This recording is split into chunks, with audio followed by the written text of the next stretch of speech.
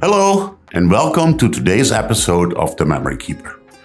I'm your host, Bram Groen, and today's story still makes my heart flutter when I tell it.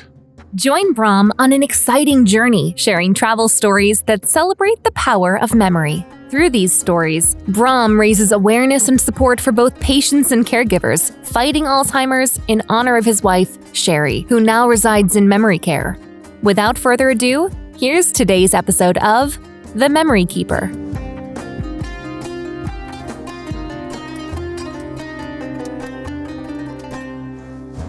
Last week I told you that funny story about my friend von Strompenaars tricking the customs agents when arriving at Schiphol Airport.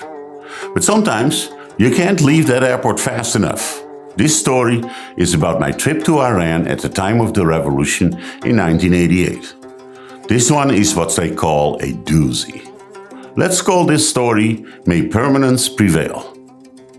The Iranian Revolution started in January 1978, culminating in the Shah's fleeing Iran a year later. We all know what happened since. And in a tragic way, mighty Persian culture was reduced to a pariah state. Persia goes back to 550 BC, when Cyrus the Great founded the First Persian Empire, which in phases lasted until 650 AD, when the Muslims conquered the land.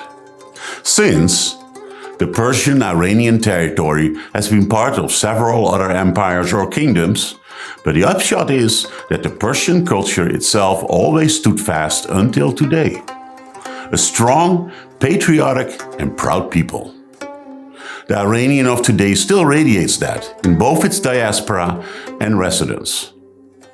The world's three major treasury collections are the crown jewels, the Tsar's treasures at the Kremlin, and the Persian treasures in Tehran. Yes, I've seen all three of them in person, and that alone is something to treasure. Now, in the central bank of Iran, the Persian treasures display objects from different dynasties, such as the Safavi, the Afshari, the Sandi, the Qajar, and the Pahlavi. The most famous one being the Diamond of Light Sea. This is bucket list stuff, folks. At age 28, I had the privilege of visiting Persia at the very end of its Pahlavi period. Our London-based consulting team had been assigned to do a strategic and operational review of an important bank, at that time controlled by the Shah's family.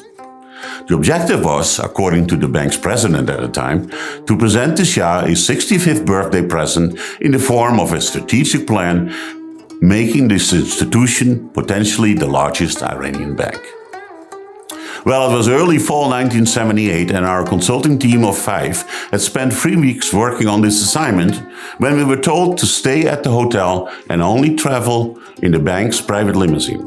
There was serious unrest in the Tehran Bazaar district and reports of the military shooting at citizens. In retrospect, it is amazing we were here right at the time of a fundamental conflict that would have lasting global implications. At the time, Tehran was such a modern town, with many men and women looking as Western as we were used to at home. Fashion, music, downtown bars and restaurants, shops, and global companies. All not all that different from our life in Western cities. We visited the local branch of one of the mainframe computer vendors to ask them about the IT operations at the bank, having found its capacity much beyond the operations needs. The direct advice we received was, don't bring this up again, and in general, you all need to start thinking of getting out of town. We did a week later, and the Shah never got his birthday present. It came quite suddenly, as one day we were told to immediately head for the airport and find any flight out of Tehran. I got myself on an old Iranian Boeing 707 to Rome, connecting to Switzerland, where Sherry was waiting for me. Our project leader gave us a bunch of Iranian rials in the taxi to the airport. He said, don't ask, just put it in your passport as you get checked at passport control. I was never so happy when landing in Zurich to join my new wife, having seen firsthand the depth and resilience of Persian culture, knowing that one day also this coup d'etat will not survive Persian permanence.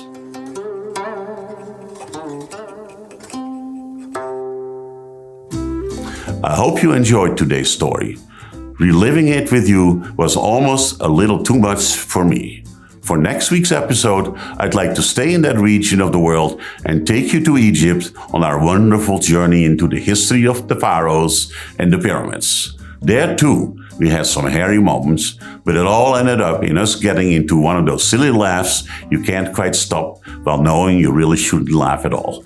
See you next week with our episode titled The Call to Prayer. My name is Bram Groen, and I am the Memory Keeper. Thank you for listening to The Memory Keeper. On behalf of Bram, we want to thank you for your help in raising awareness and support in the fight against Alzheimer's. If you feel inspired to make a difference, please consider making a charitable donation to the Alzheimer's Foundation of America in honor of Bram's wife, Sherry, by visiting thememorykeeper.org and clicking the button that says Donate. On our website, you can also sign up for our email list and receive the newest episodes directly to your inbox, as well as a full listing of episodes, show credits, and learn more about this program and why it exists. Lastly, if you enjoyed the series, we just ask you to share this episode with your friends and family, as well as subscribe to the show and follow us on social media at MemoryKeeperPod. Together, let's continue to raise awareness and make a difference in the fight against Alzheimer's. Thank you so much for joining us. We'll see you right here next week for another episode of The Memory Keeper.